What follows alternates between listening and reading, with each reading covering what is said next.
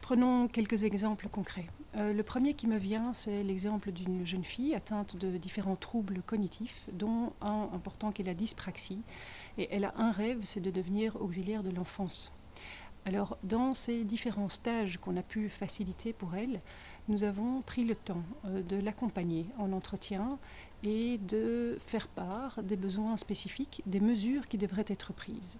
Par exemple, dans un stage en crèche qu'elle a pu mener avant de commencer sa formation d'auxiliaire de l'enfance, il a fallu vérifier jusqu'à quel point sa dyspraxie allait être éventuellement représenter un risque pour les enfants.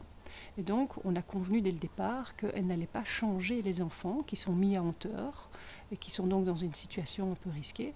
Par contre, elle allait certainement avoir une valeur ajoutée dans l'accompagnement, le récit d'histoire, les jeux au sol, la préparation des repas.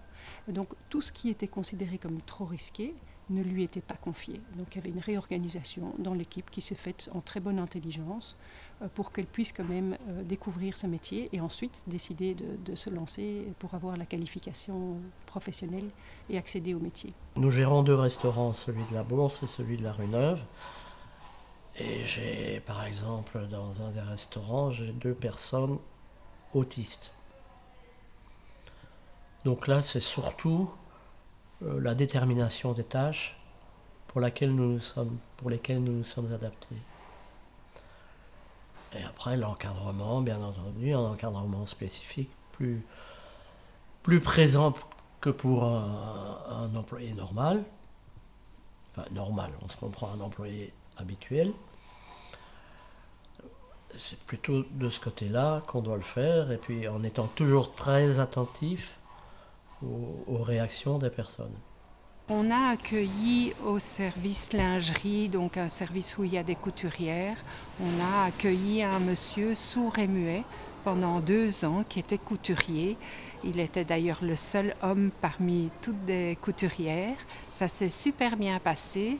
Bon, on a dû à chaque fois faire appel à un service d'interprétariat puisque personne ne pouvait communiquer avec le langage des signes. Donc on a dû faire appel à un service régulièrement.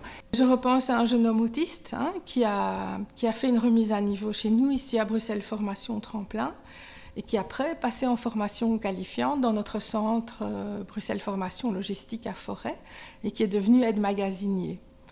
Donc ça a demandé ici pour nous des aménagements dans le sens où il a fallu qu'on explique à l'ensemble des stagiaires de son groupe voilà, ce qui était important pour lui. C'est un jeune homme qui avait des rituels, qui avait besoin de mettre son manteau au porte-manteau, de le lisser avant de s'asseoir. Avant de s'asseoir, il regardait plusieurs fois en dessous de sa chaise, avant de s'asseoir et toujours à la même place. Donc là, on a dû sensibiliser les autres stagiaires et bien expliquer que c'était très important pour lui de garder la même place tout le temps pendant les cours. Au niveau de l'organisation pratique, c'est quelqu'un qui avait besoin d'être rassuré dès qu'il y avait un changement. Donc parfois un professeur est malade ou le local change. Et là, j'étais disponible pour lui. Donc il pouvait venir me voir et en général, il arrivait en me demandant pourquoi ça avait changé, qui avait décidé ça, combien de temps ça allait durer. Et donc une fois qu'il avait les réponses à toutes ces questions, il était un peu plus apaisé et il pouvait retourner au cours. Et donc quand il est passé en formation qualifiante, là aussi il a fallu soigner la transition et donc bien informer l'équipe des formateurs qui allait l'accueillir dans sa formation qualifiante.